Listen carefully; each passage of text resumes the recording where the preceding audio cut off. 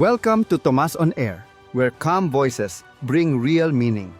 I'm Tomas, and today we cut through the noise to spotlight what truly matters. Amid shifting headlines and policies, one humble program stands out: rice for just P20 kg. But it's more than the price. It's about leaders who walk the talk. This isn't just policy, it's compassion in action. This is News in Focus. President Bongbong Marcos doesn't just create policies from behind the desk. He doesn't just issue instructions. He visits markets, speaks with vendors, listens to consumers, and sees rice distribution firsthand. In Bacoor, Cavite, and Guimaras, President Bongbong Marcos showed up not for ceremony, but to validate that this policy hits home and reaches everyday people. Many talk about empathy, but few show up when it truly matters. At the market, we see what it means to lead from the front. The P20 kg rice program isn't just a one-off project.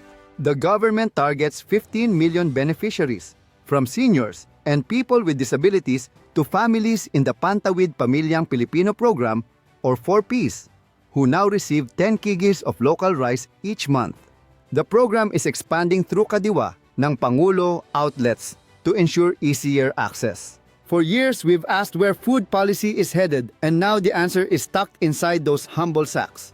And here's more good news from our farmers. Behind affordable rice lies a fairer deal. Farmers no longer have to sell to middlemen because the NFA buys their harvest at a profitable and reasonable price. The government is also investing in food security by distributing farming tools, seeds, and solar-powered irrigation systems to strengthen agriculture. The strength and resilience of the food sector aren't felt only by farmers. Touch the lives of fishermen through equipment support and community-based training. Alongside farmers, fisherfolk are prioritized in government assistance programs through the Presidential Assistance for Fisherfolk, Farmers, and Families. Thousands of fisherfolk receive direct cash aid of PHP 10,000 to cover their needs amid El Niño's impact and rising operational costs. New fishing tools, boat repairs, and essentials disrupted by extreme weather are being provided. For fisherfolk associations, project aid checks are granted to build facilities such as cold storage, fish auction sites, and training centers. Fishermen aren't just fish catchers, they're the guardians of our marine food supply.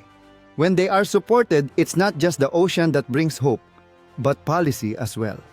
Citizens express gratitude to President Bongbong Marcos' administration, not through slogans, but through rice on their plates. Many say this program offers breathing room amid soaring basic needs. Aling, a vendor in Bacoor, said her sales remain steady thanks to affordable rice. Likewise, in Guimaras, several fishermen have begun sailing with new boats provided by the government, along with startup capital to help them rebuild. When we talk about impact, just look at their faces. Simple smiles that carry profound meaning. Malaking bagay po sa mga gaya naming maghihirap. Kaya salamat po. Kano ba yung dating binibili mo? 50. Ngayon? 20 na lang po. Opo. Kaya maraming salamat po na binaba po ang bigas sa mahihirap. The P20 kg rice program isn't a short-term effort.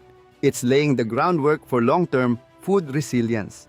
The government aims for a 9% poverty rate by 2028. This is more than just a number. It's part of a bold vision built with community.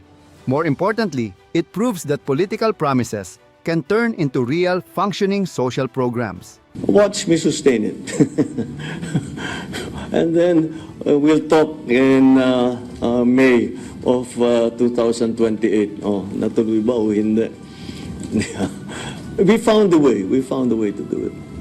Mahalaga ito dahil barato ang bigas. Yung mga mahirap, kabili ng bigas na barato.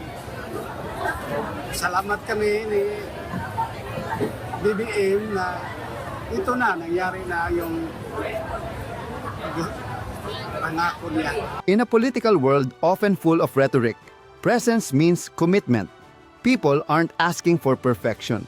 They're simply hoping for leaders who show up when it counts. What we need are leaders who not only speak but also walk the walk. This P20 kg rice program doesn't solve everything, but it's a key step for those who need it most. Have you or your loved ones felt the impact of the P20 rice program? Share your story in the comments. We read everyone. Your voice helps ensure this program keeps growing. Your voices serve as a reminder that this policy must continue and improve. Looking for calm clarity in a noisy world? Stay tuned. Hit subscribe and get the real story with Tomas. Have questions or thoughts? Drop them in the comments. Let's think it through together. Calm voices, clear truths, real talk. See you in the next episode of Tomas on Air.